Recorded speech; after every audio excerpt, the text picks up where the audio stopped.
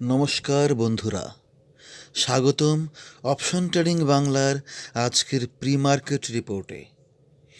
আজ শুক্রবার 17 অক্টোবর 2025।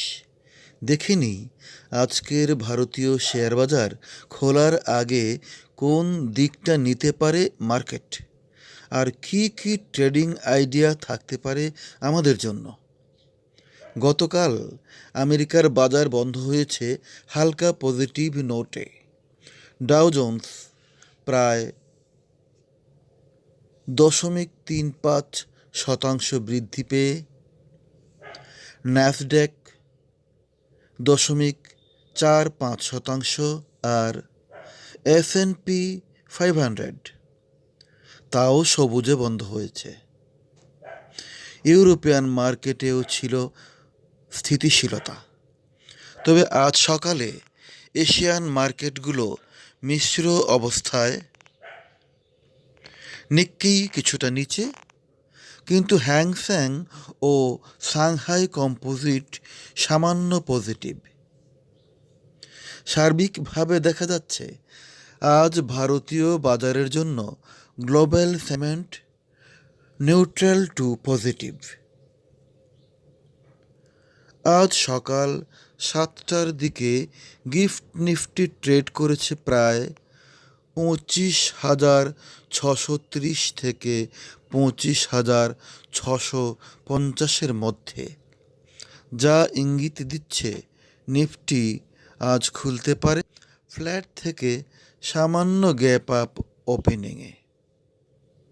গতকাল এফআইআইরা মানে ফরেন ইনভেস্টার্সরা প্রায় 760 কোটি টাকার বাই করেছে, আর ডিআইআইরা মানে ডোমেস্টিক ইনভেস্টার্সরা প্রায় 430 কোটি টাকার সেল করেছে।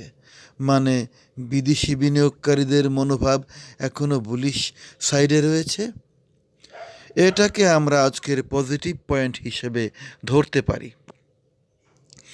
Nifty 50 close 25,590।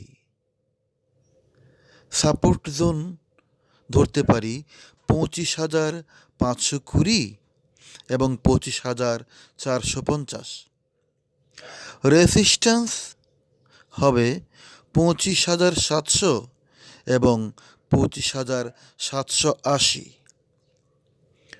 Bank Nifty close হয়েছিল 51,785-তে। সাপোর্ট 51,500 এবং 51,250। রেসিস্ট্যান্স 52,000 এবং 52,250। যদি নিফটি 25,700 এর উপরে যেতে পারে, তাহলে কিন্তু মার্কেট আরও এক ধাপ উপরের দিকে র্যালি দেখাতে পারে। অন্যদিকে 25,500 ভেঙে গেলে সামান্য প্রফিট বুকিং দেখা যেতে পারে। ক্রুড অয়েল দাম কমে প্রায় 85.8 প্রতি ব্যারেল, যা ভারতের জন্য ইতিবাচক। ইউএস ডলার ইন্ডেক্স 105-এর নিচে নামছে, যা রুপির পক্ষে ভালো সিগন্যাল।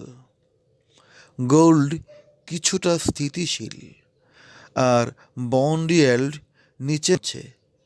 রিস্ক অন সেন্টিমেন্ট বাড়ছে। দেশে কর্পোরেট আর্নিংস সিজন চলছে, তাই আজ কয়েকটি বড় স্টকের ফলাফল বাজারে প্রভাব ফেলতে পারে।